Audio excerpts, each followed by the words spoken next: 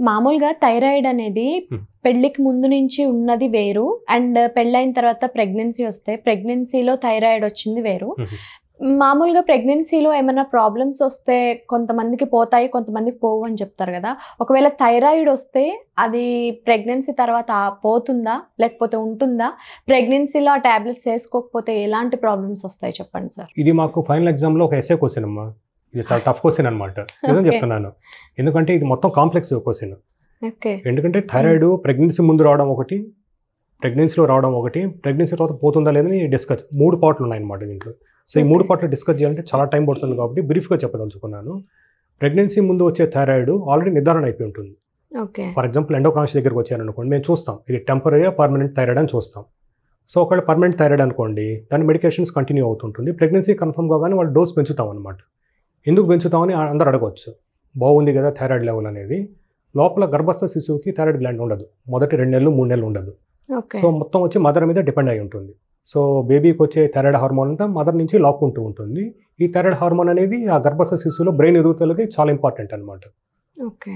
So గర్భస్థ శిశువుకి అది important కాబట్టి ఈ థైరాయిడ్ హార్మోన్ అనే డోసు మేము ఒక 20% పెంచుతాం అనమాట. ఇది సైంటిఫిక్గా మాట్లాడుతున్నాను. ఓకే. లేదు అలా కాకుండా మామూలుగా ప్రెగ్నెంట్ ఉమెన్ వచ్చారు ఫస్ట్ టైము మన దగ్గరికి, వాళ్ళు ఏ మెడికేషన్ లేకుండా వచ్చారు, థైరాయిడ్ టెస్ట్ చేయించాము, కొంచెం పెరిగింది, అప్పుడు ఏం చేయాలి? సో ఈ క్వశ్చన్కి మనం ఆన్సర్ చేయాలంటే దాంట్లో 2 రకాలు ఉంటుందన్నమాట.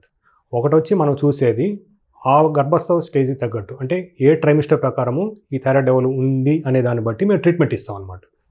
So most of the times అది టెంపరరీ ఉంటుంది, కానీ కొంతమందికి దురదృష్టవశాత్తు పర్మనెంట్ టైప్ ఉంటుందన్నమాట. సో వీళ్ళకి ఏం చేస్తామంటే డెలివరీ అప్పుడు థైరాయిడ్ టాబ్లెట్ స్టాప్ చేసేస్తాం. ఎవరికైతే టెంపరరీ అనుకున్నామో వాళ్ళకి స్టాప్ చేసేస్తాం. ఎవరికైతే పర్మనెంట్ అని ఆల్రెడీ ప్రూవ్ అయిందో వాళ్ళు కంటిన్యూ చేస్తాం. ఓకే.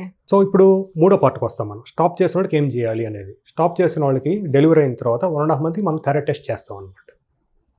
చేసి ఒకళ్ళు తిరగబెడితే తిరిగి రీస్టార్ట్ చేస్తాము. ఆల్రెడీ ఉన్న వాళ్ళకి కంటిన్యూ చేస్తూ వెళ్తాము. చాలామందికి థైరాయిడ్ ఏమవుతుందంటే డెలివరీ అయిన తర్వాత తగ్గిపోతుంటుంది. కానీ కొంతమందికి ఏమవుతుంది, దాన్ని పోస్ట్ పార్టం థైరాయిడిటీస్ అంటాము. డెలివరీ అయిన తర్వాత థైరాయిడ్ వస్తుందన్నమాట.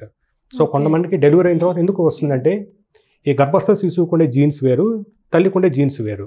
సో ఆ జీన్స్ ఇంటరాక్షన్లో కొన్నిసార్లు ఆటో ఇమ్యూనిటీ స్టార్ట్ అవుతుందన్నమాట. దాన్ని మనం పోస్ట్ పార్టం థైరాయిడిటీస్ అంటాం అనమాట. థైరాయిడిటీస్ అంటాము. సో దీన్ని ఆటో ఇమ్యూనిటీ అంటాం అనమాట. సో ఈ ఆటో ఇమ్యూనిటీ అనేది కొన్నిసార్లు మనకి 3వ నెలకి బయటపడవచ్చు, 6వ నెలకి బయటపడవచ్చు. సో ఇట్లా రకరకాలుగా మనం దీనికి వైద్యం అందించాల్సిన అవసరం ఎంతైనా ఉంది. ఓకే సార్, ఇప్పుడు ఈ థైరాయిడ్ అనేది మ్మ్. ప్రెగ్నెన్సీ తర్వాత మ్మ్. ఎంత వరకు ఛాన్సెస్ ఉంటుంది? అంటే మొత్తానికి పోవడం అనేది 100లో ఎంత ఛాన్స్ ఉంటుంది చాలా మందికి? ఇది వెరీ గుడ్ క్వశ్చన్. మామూలుగా మనం చూస్తున్నాం ప్రెగ్నెన్సీలోనే ఈ థైరాయిడ్ టెంపరీ పర్మనెంట్ అనేది. సో పర్మనెంట్ అన్న వాళ్ళు డెఫినెట్గా కంటిన్యూ చేయాల్సి ఉంటుంది. ఎవరైతే టెంపరీ అనుకున్నా వాళ్ళందరికీ 100% మేము స్టాప్ చేస్తాం.